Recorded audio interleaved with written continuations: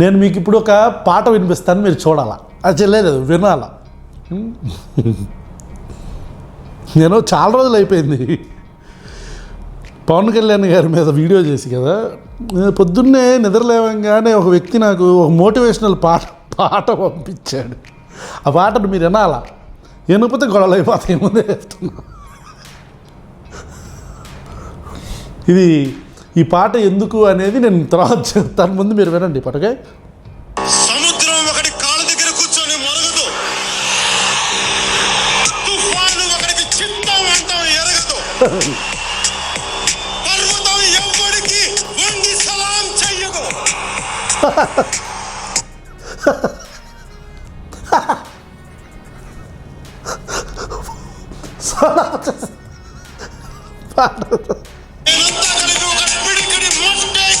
మామూలు ఏం కాదు.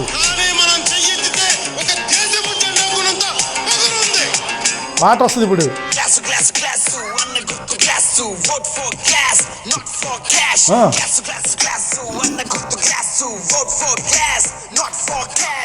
క్యాస్టిక్ కాదంట.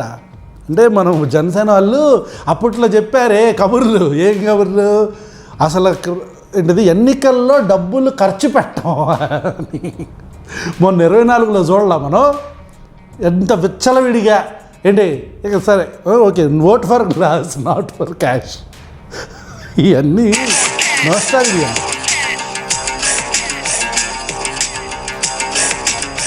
కానీ బాబాయ్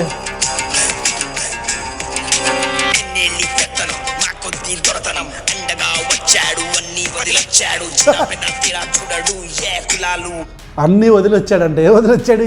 వదిలి రాలా, సినిమాలు చేసుకుంటున్నాడు. వాళ్ళ అన్నయ్యకి సపోర్ట్ చేసుకుంటున్నాడు కదా. వాళ్ళ అన్నయ్యకి సపోర్ట్ చేసి వాళ్ళ అన్నయ్యను వ్యతిరేకించి అన్నాడా. కానీ వాళ్ళ అన్నయ్య ప్రజారాజ్యమే జనసేనగా మారింది అంటాడు. ఏంటి ఆయన ప్రజారాజ్యం జనసేనగా మారిందంటాడు. ఏమో ప్రజారాజ్యం రూపాంతరం చెందాడు. ఏం వదల్లా. అన్ని డబ్బాలు అప్పట్లో చూడండి, మామూలు డబ్బాలు. ఇదంతా ఎందుకు మాట్లాడుతున్నాను మీకు తర్వాత చెప్తా. ఇదేదో కొలవ అంటున్నాడు. వినండి అబ్బా, అన్ని వదిలొచ్చాడంట.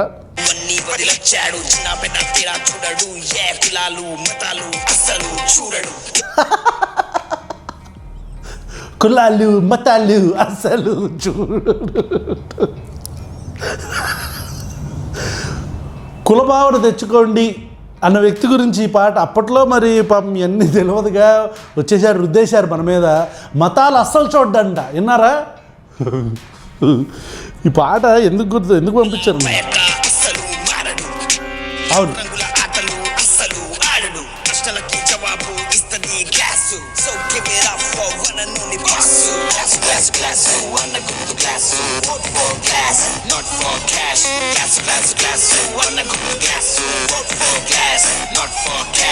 యువతరానికి సంపద విడిచిపెట్టాం.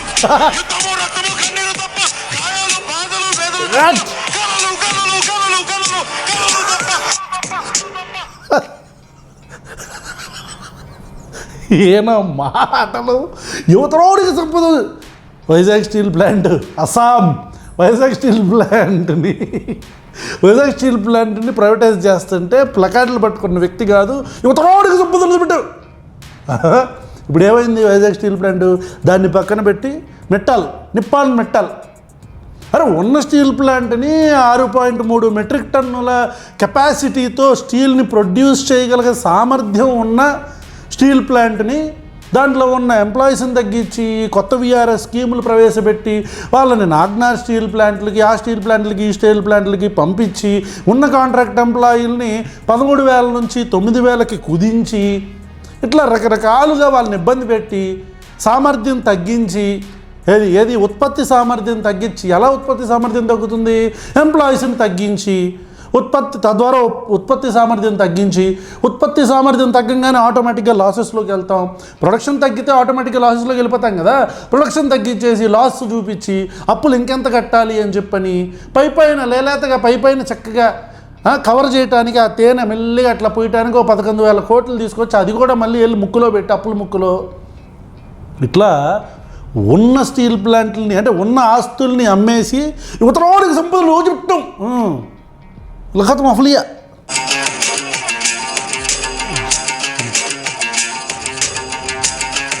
పాడు బాబాయ్.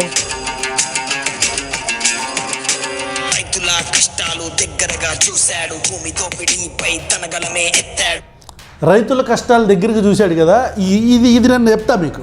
రైతుల కష్టాల దగ్గరగా చూశాడని కరెక్ట్గా ఎలక్షన్స్కి ముందు ఎలక్షన్స్కి ముందు ఒక సంవత్సరంన్నర ముందు నుంచి మంచిగా కౌలు రైతులకి ఒక్కొక్కరికి ₹1,00,000 చొప్పున తీసుకెళ్ళి అందరు కలిపి 2 కోట్లు ఎంతో పంచాడు. తప్పులేదు, మంచి పని అది. ఏది కౌలు రైతులకి అందరికీ ప్రతిపక్షంలో ఉన్నప్పుడు సొంత డబ్బులు పంచాడని మామూలు డబ్బా కొట్టచ్చు, చేసిన పనేగా డబ్బా కొట్టుకుంటే తప్పే ఉంది. కానీ అధికారంలోకి వచ్చిన తర్వాత అసలు రైతులను పట్టించుకోవట్లా. ఎంఎస్పీ లేదు, మినిమం సెల్లింగ్ ప్రైస్ లేదు, కనీస మద్దతు ధర రైతులకు లేదు. అది మిర్చి రైతులు తీసుకోండి, మామిడి రైతులు తీసుకోండి, పొగాకు రైతులు తీసుకోండి, టొమాటో రైతులు తీసుకోండి, ఎక్కడికన్నా వెళ్ళండి, మీరు గుంటూరు మిర్చి ఆటికి వెళ్ళండి, రైతులు అట్లా పోసేస్తారు ఎండుమిర్చిని. ఎందుకు చెప్తున్నాను? ప్రతిపక్షంలో ఉన్నప్పుడు మనకు అధికారం కావాలి కాబట్టి, అందరి ముందు బొమ్మ వేయాలి కాబట్టి, ఆ బొమ్మ వేస్తా చక్కగా అక్కడ కూర్చొని అందరికీ ఒక్కొక్కరికి ₹1,00,000 కౌలు రైతులకు అని చెప్పారు. ఆ ప్రోగ్రాము కొన్ని 6 నెలలు సంవత్సరం పాటు చేసి కదా దగ్గరగా చూశాడు. ఏం చూశాడు? కౌలు రైతులకు ₹1,00,000 ఇవ్వటం తప్పులేదు, మంచి ప్రణాళిక. ఇప్పుడు నీ దగ్గర అసలు సొంత డబ్బులు ఎవడు పెట్టమన్నాడు? అధికారంలోకి వచ్చిన తర్వాత కదా మీ దగ్గర మంచి పవర్ ఉంటుంది. ఇప్పుడు కదా మీరు కౌలు రైతుల గురించి కానీ, ఆత్మహత్యలు చేసుకుంటే రైతుల గురించి కానీ, లేదా కనీస మద్దతు ధర లేని రైతుల గురించి కానీ మీరు పట్టించుకోవాలా? అయ్యేం పట్టించుకోవట్లే మనం. దగ్గరగా చూశాడు. చెప్పు. వ్యాపారం చెయ్యనివ్వనంటూ కేజీ2 విద్యని వ్యాపారం చేయనీయడంట అన్న మామూలు విషయం అనుకున్నారా? నారాయణ ఎక్కడుంది? నారాయణ విద్యా సంస్థల్లో ఏం జరుగుతుంది? విద్యని వ్యాపారం చెయ్యని అని అన్నాడు. మామూలు ప్రాంతాలు కాదురా బాబా మీ. ఏంటది PPP medical colleges private public partnership అని చెప్పని మంచిగా ఒక స్కీమ్ని తీసుకొచ్చి ఉన్న గవర్నమెంట్ కాలేజీలను ప్రైవేటైజ్ చేస్తున్నాం, విద్యని వ్యాపారం చెయ్యని అన్నాడు. మామూలు పరాస కాదురా బాబా మీది.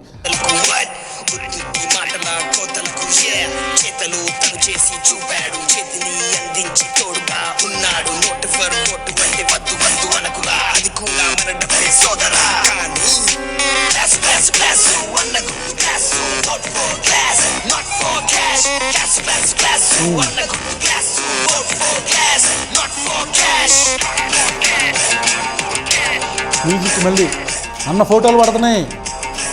ఓ డైలాగ్ అయింది మధ్యలో, డైలాగ్ ఇట్లా. మహిళలకి గ్యాస్ ఫ్రీ అన్నాడు, రైతులకి సాగు సాయం చేస్తాడు. అది రేటి మేనిఫెస్టో బెదిరగని కండఫెస్టో. ఒక్కడుగా వచ్చాడు, ఒక్కడే ప్రశ్నించాడు. జనసేనుడు మా దేవుడు గుండెల్లో నిలిచాడు. ఒక్కడిగా వచ్చాడు, ఒక్కడే ప్రశ్నించాడు. ఒక్కడిగా రాలా, వాళ్ళ అన్నతో పాటు వచ్చాడు. ఆ తర్వాత వాళ్ళని అన్న వదిలేసి మళ్ళీ కూటమిగా వచ్చాడు 2014లో. 19లో కూడా మళ్ళీ ఒక బీఎస్పీ మాయావతి గారిని, సిపిఐని, సిపిఎంని, ఈ పార్టీని కలిపి ఒక్కడెక్కడ వచ్చాడు. 2024లో కూడా తెలుగుదేశం పార్టీని, భారతీయ జనతా పార్టీని పెట్టుకుని వచ్చాడు. ఒక్కడిగా వచ్చాడు. ఎప్పుడు వచ్చాడు మీ నాయకుడు?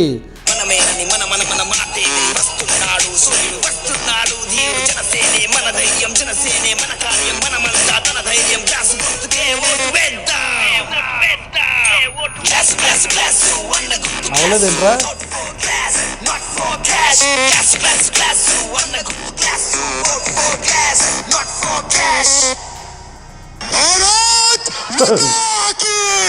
గొంతు తెగిపోద్దన్నా.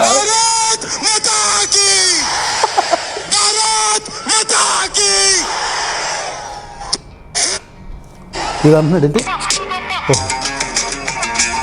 బాగుందన్నా, బాగుంది, పాట బాగుంది. ఇప్పుడు ఈ మార్నింగ్ మోటివేషన్ ఎందుకు అనుకున్నారు? ఈ మార్నింగ్ మోటివేషను జస్ట్ అట్లా ట్విట్టర్ ఓపెన్ చేశాను, నేను లేదు, జస్ట్ ఎక్స్ ప్లాట్ఫామ్ ఓపెన్ చేయగానే అసలు ఏం జరుగుతుంది అని ఓపెన్ చేస్తే ఒక ఆయన కర్ర పట్టుకొని అమ్మాయి వెనకమాల పడుతున్నాడు. కొడుతున్నాడు, ఈపు మీద పెట్టి కొడుతున్నాడు. ఏంటి అదన్న సినిమా షూటింగ్ అనుకున్న. చుట్టూరు గుమ్ముగూడు ఉన్నారు ప్రజలు. సినిమా షూటింగ్ అన్న మన పవన్ కళ్యాణ్ గారి పార్టీకి సంబంధించిన వాళ్ళని నాకు తెలియదు, ఆ సినిమా షూటింగ్ అనుకున్నా. కానీ ఆ తర్వాత తెలిసింది ఏంట్రా అంటే ఇక్కడ ఏంటి, ఈ ట్విట్టర్ ఓపెన్ చేయగానే ఇవే కనపడుతున్నాయి. ఇతను పవన్ కళ్యాణ్ పార్టీకి సంబంధించిన ఒక నాయకుడు అంట. ఇతను ఎవరు అంటే నాకు ఎప్పుడు గుర్తుంటే ఇతను he was into political party of Janasena. ఇతను ఎప్పుడున్నాడంటే ఇతను తాతంశెట్టి నాగేంద్ర. ఇది ఎవరో రీల్ నన్ను ట్యాగ్ చేసి పెట్టారు. ఇది చూడండి, అన్న మాటలు చూడండి ఒకసారి. యాక్చువల్గా దీని కాంటెక్స్ట్లోకి వెళ్ళే ముందు ఈ అమ్మాయి మీకు రైల్వే కోడూరులో మన ఇప్పుడు బీఆర్ నాయుడుకి సంబంధించిన కిచెన్లో కసకస లాంటి ఎపిసోడ్ ఒకటి అంతకుముందు జరిగింది, గుర్తుందా? నన్ను ఇతను రేప్ చేసి, ఏది ఎమ్మెల్యే నన్ను లోపరుచుకొని రేప్ చేసి అట్ ద సేమ్ టైం నాకు అబార్షన్ మల్టిపుల్ టైమ్స్ తీపించాడు ఇతను అని చెప్పని మన జనసేన పార్టీకి సంబంధించిన ఒక MLA, railway Koduru MLA Arava Sridhar అని చెప్పని అతని మీద ఒక అమ్మాయి బయటకు వచ్చి అలిగేషన్ చేస్తే ఆ అమ్మాయి క్యారెక్టర్ అసాసినేట్ చేయడానికి ఆ అమ్మాయికి వాళ్ళతో ఎఫ్ఐఆర్ ఉంది, వీళ్ళతో ఎఫ్ఐఆర్ ఉందని చెప్పని తెలిసిందేగా. మన కులీసు అందరి మీద ఎట్లయితే క్యారెక్టర్ అసాసినేట్ చేస్తారు, ఎవరైనా ప్రశ్నిస్తే వాళ్ళ ఇంట్లో వాళ్ళ గురించి, వాళ్ళ ఆడవాళ్ళ గురించి తీసుకొచ్చి మార్పులు చేసేటాలు ఇవన్నీ చేస్తుంటారు కూలీసు, జనసేన పార్టీ కార్యకర్తలు వీళ్ళు. అలాగే ఆ అమ్మాయి క్యారెక్టర్ అసాసినేట్ కూడా చేయటం మొదలుపెట్టారు. ఇక ఆ విషయం అట్లా అయిపోయింది. దాని మీద అరవ శ్రీధర్ అనే వ్యక్తి మీద ఒక కమిటీ ఏర్పాటు చేశారు. ఎవరు? నా అభిమాన నటుడు ఉప ముఖ్యమంత్రి శ్రీ కొండదల పవన్ కళ్యాణ్ ఒక కమిటీ ఏర్పాటు చేశారు. ఏమని? ఏం జరిగిందో తెలుసుకోండి, అప్పటిదాకా పార్టీ కార్యక్రమాలకు దూరంగా ఉండండి అని చెప్పారనమాట. ఎవరిని? అరవ శ్రీధర్ గారిని, రసికరాజా అరవ శ్రీధర్ గారిని. రసికరాజా జనసేన ఎమ్మెల్యే, రైల్వే కోడూరు రసికరాజా జనసేన ఎమ్మెల్యే అరవ శ్రీధర్ గారిని పార్టీ కార్యక్రమాలకి దూరంగా ఉండమని చెప్పారు. రైట్? ఆ తర్వాత ఆ కమిటీ ఏమైంది? కమిటీ 3 నెలలు అయిందిలే. 3 నెలలు అయింది. మరి అది కమిటీ 3 నెలల ముచ్చటో, అసలు వెళ్ళారా, వెళ్తే వాళ్ళ రిపోర్ట్ ఏం చెప్పారు, ఆ రిపోర్ట్ బయటకు వచ్చిందా, వస్తే మరి ఎవరికి తెలియలేదేంటి? అదొక ఇంటర్నల్ కమిటీ. ఆ ఇంటర్నల్ కమిటీ అయితే మరి ఒకవేళ జనసేనలో అదే పార్టీకి సంబంధించిన ఆ కమిటీ వెళ్ళి వాళ్ళ యొక్క హెడ్ ఎవరైతే ఉన్నారో మా మొనార్క్ గారు పవన్ కళ్యాణ్ గారు ఆయనకి లెటర్ని చూపించారా కమిటీలో? లేకపోతే ఏదైనా రిపోర్ట్ ఉంటుంది కదా కమిటీ రిపోర్ట్, దాన్ని చూపించారా? చూపిస్తే యాక్షన్ ఏం తీసుకున్నారు? ఏమీ లేదు, ఏమీ తెలియదు. 3 నెలలు అయిపోయింది. ఆ కమిటీ ఏమీ మాట్లాడలేదు. అరవ శ్రీధర్ యాక్చువల్ రెగ్యులర్గా పార్టీ కార్యకలాపాల్లో అతను పాల్పంచుకుంటున్నాడు. దాంతోపాటు ఈ అమ్మాయి విషయం కూడా పాపం మరుగున పడిపోయింది. మీడియాకి కిచెన్లో కసకస అని ఇట్లాంటివన్నీ బయటకు వచ్చినాయి కదా, అందరూ డైవర్ట్ అయిపోయారు. రైట్? సడన్గా అక్కడ ఒక ఆయన కర్ర పట్టుకొని వాచ్మెన్ లాగా ఒక ఆడెవడో మరి ఒళ్ళంతా మదం పట్టిందో, బలుపెక్కి కొట్టుకుంటున్నాడో, ఒళ్ళు మొత్తం తిమ్మిలి పట్టి కొట్టుకుంటున్నాడేమో తెలియదు కానీ ఆడి భాష ఇంతకుముందు చూశాను నేను ఒక వీడియోలో. వాడు ఆ అమ్మాయిని లాఠీ పెట్టి కొడుతున్నాడు, ఫైబర్ లాఠీ. పోలీసులు ఆ లాఠీ ఇచ్చారు మరి ఆడికి. మరి పోలీసులు పావులుగా వాడబడుతున్నారా ఈ కూటమి ప్రభుత్వంలో? నాకు అర్థం కావట్లే. పోలీసులు వాడే ఫైబర్ లాఠీ తీసుకొని ఆ అమ్మాయిని కొడుతున్నాడు. జనసేన నేత, అన్అఫీషియల్ ఎమ్మెల్యే అంటున్నారు అతన్ని అక్కడ. తాతంశెట్టి నాగేంద్ర అంట. నిద్రపోతున్నాడు. ఇవన్నీ చూస్తున్న పవన్ కళ్యాణ్ పార్టీ ఆఫీసులో ఇంట్లో బొబ్బున్నాడు. ఏం మాట్లాడట్లా అన్న.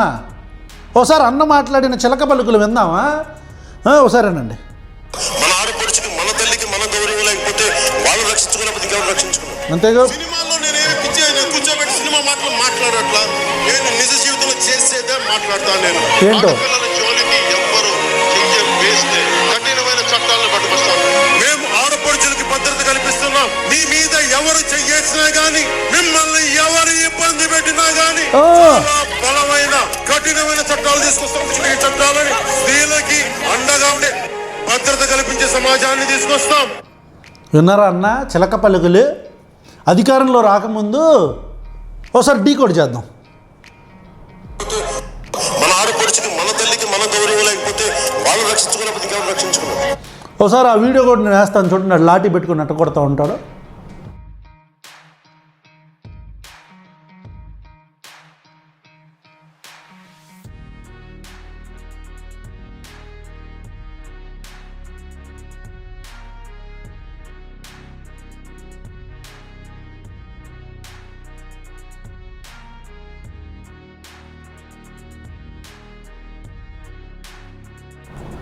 చూశారు కదా? ఏంటి సార్ పవన్ కళ్యాణ్ గారిది? మన ఆడపడుచుల్ని మనం రక్షించుకోకపోతే ఎవరు రక్షించుకుంటారు? ఏది అసలు మాటలేదే. ఆ అమ్మాయి నిజంగా అతనితో రిలేషన్షిప్లో ఉందా, లేదా అతను ట్రాప్ చేయబడ్డా నంగి అమాయకుడు ఎమ్మెల్యే అమాయకుడిని ట్రాప్ చేసి పాపం ఆడపిల్ల లాగింది, పాపం ఏం తెలవదు, బట్టలు కూడా ఇప్పి చూపించి అంటున్నాడు. వీడియోలో చూశానులే ఆ రచ్చ చూపించి అంటున్నాడు. అసెంబ్లీలో కూడా సిగ్గుండాలి మనకి, ఎట్టంటి వాళ్ళు మనం అసెంబ్లీకి పంపించామా అని. ఇందుకు జనాల్ని మన అన్నలం గారిని తమ్ములం గారిని అన్నిసార్లు రిజెక్ట్ చేశారు. ఆడపిల్లని మనం పాడు అసలు మామూలు డైలాగులు కాదు బాబా, మామూలు డైలాగులు కాదు. ఆడపిల్లని మనం రక్షించకపోతే ఎవరు రక్షిస్తారు? ఇదిగో లాఠీ పెట్టి కొడుతున్నాడు. ఓర పంది బలిసినట్టు పంది బాధపడుతుంది. పందుల్ని ఎందుకు అనాలా మనం? యానిమల్స్ని ఎందుకు అనాలా? పై నుంచి కింద దాకా మొత్తం మదం బట్టి కొవ్వు కిలోలు పేరుకుపోయిన ఆడి మీద ఏం యాక్షన్ తీసుకుంటారు సార్ మీరు? తాతంశెట్టి నాగేంద్ర అని బాగా బలిసి కొట్టుకుంటున్న వాడి మీద మీరు ఏం యాక్షన్ తీసుకుంటారు? విందాం అనుకుంటున్నా, తరిద్దాం అనుకుంటున్నా. ఇంకోటి ఎలా కింద ఉండండి. సినిమాల్లో నేనేమి కూర్చోబెట్టి సినిమా మాట్లాడట్లా, నిజ జీవితంలో చేసేదే మాట్లాడతాను. ఏంటో ఆడపిల్లల జోలికి ఎవ్వరు చెయ్యి వేస్తే కఠినమైన చట్టాలను పట్టుకొస్తాను. ఇప్పుడు మీరు తీసుకొచ్చిన కఠినమైన చట్టం తాతంశెట్టి నాగేంద్ర మీద ఎలాంటి కఠినమైన చట్టం తీసుకొచ్చారో కొద్దిగా చూడాలనుకుంటున్నా పవన్ కళ్యాణ్ గారు. తాతంశెట్టి నాగేంద్ర అని ఒళ్ళు బలిసి కొట్టుకుంటున్న ఒకడు మదం బట్టి రోడ్డు మీద ఆడపిల్లను కర్ర పెట్టి ఫైబర్ లాఠీ పెట్టి పోలీసులు ఆడి చేతికి లాఠీ కట్టించారు. వెపనైజ్ చేస్తున్నారా మీరు మీ కార్యకర్తల నాయకుల్ని?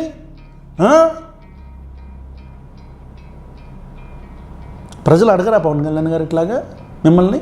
దీనికి మీరు ఏం సమాధానం చెప్తారు సార్? కఠినమైన చట్టం వీడి మీద ఏం ఉపయోగిస్తారో చూస్తాను నేను కూడా. మేము ఆడపడుచులకి భద్రత కల్పిస్తున్నాం. మీ మీద ఎవరు చెయ్యేసినా గానీ, మిమ్మల్ని ఎవరు ఇబ్బంది పెట్టినా గానీ చాలా బలమైన కఠినమైన చట్టాలు తీసుకొస్తాం. చట్టాలని బలమైన చట్టాలంటే మీకు బలం చేకూర్చే చట్టాలని మాకు తెలవదులే. బాగా బలంగా ఉన్నాడు, వాడికి బలమైన చట్టం మరి ఏమి మీరు పెడతారో నేను చూడాలనుకుంటున్నా. ఎవరు చెయ్యేసి నాకు చెయ్యండి ఇట్లా చెయ్యలేదు లాఠీ వేసాడంటారేమో ఇప్పుడు వచ్చి, చెయ్యలేదు లాఠీ వేసాడంటారేమో మన కూలీస్. ఆ రిటైర్డ్ కూలీనిగా నాకు కూడా తెలుసు వాళ్ళ భాష. ఇంకోటి ఎలాగ భద్రత కల్పించే సమాజాన్ని తీసుకొస్తాం. మంచి సమాజం తీసుకొచ్చారు. ఒకడేమో అసెంబ్లీలోకి వెళ్ళి అంటాడు, ఈడేం చూపించాలి నాకు అర్థం కావట్లేదు. మళ్ళీ చూపించి అంటున్నాడు వీడియో కాల్లో. ఇంకొకడేమో లైఫ్ ఆ పిల్ల దగ్గర బంగారం అంతా లేపేసి ఆ పిల్లని బెదిరించేసి పోలీసులతో అరెస్ట్ చేయించి మొత్తానికి భయపెట్టి ఆ దొండకాయని కూడా ఏమన్నారు మీరు?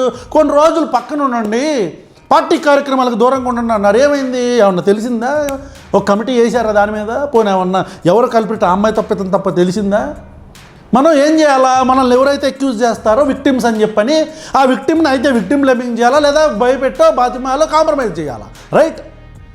అత్యంత అద్భుతమైన సిద్ధాంతాలు పవన్ కళ్యాణ్ గారు మీరు. దీని గురించి మాట్లాడదాం అనుకున్నా. మార్నింగ్ మోటివేషన్లో భాగంగా ఆ పాట మీకు గుర్తుందిగా, కులాలు మతాలు వద్దంటాడు.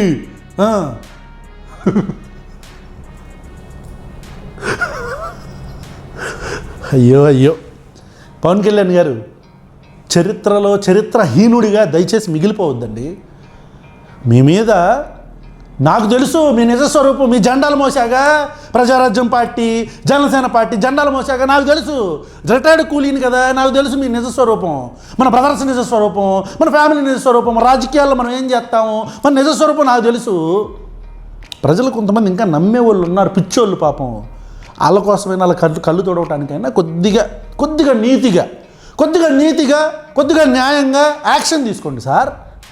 కొద్దిగా న్యాయంగా చెప్పిన మాటలకి శాంటిటీ లేకపోయినా అట్లీస్ట్ ఇదిగో మా నాయకుడైనా సరే మేము ఇలా తీసేస్తాం, సస్పెండ్ చేస్తాం పార్టీ నుంచి, కొద్దిగా ఒక చిన్న యాక్షన్ సార్. మీరు చేయరని నాకు తెలుసులే కానీ పబ్లిక్కి తెలియదుగా, పిచ్చోళ్ళు నమ్ముతూ ఉంటారుగా. కొంతమంది ఇంకా నాలాగా రిటైర్డ్ అవ్వని కూలీస్ ఉన్నారుగా, ఆ కూలీస్ మెల్లగా తెలిసిపోద్దులే బొమ్మ. ఎలక్షన్లలోపు మొత్తం అందరికీ మన బొమ్మ ఏంటో తెలిసిపోద్ది. కులాలు మతాలు మాట్లాడాడు ఎందుకు మాట్లాడేదే అది.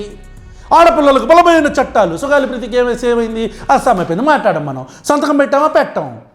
ఆడపిల్లలకు బలమైన చట్టాలు, ఏది చట్టం కాదు బొక్క, అసలు ముందు కేసే పెట్టించట్లా మనం. సిబిఐకి పంపిస్తా అన్నాం, కేసుని ఫస్ట్ సంతకం అన్నాం, ఏమైంది? లేదు.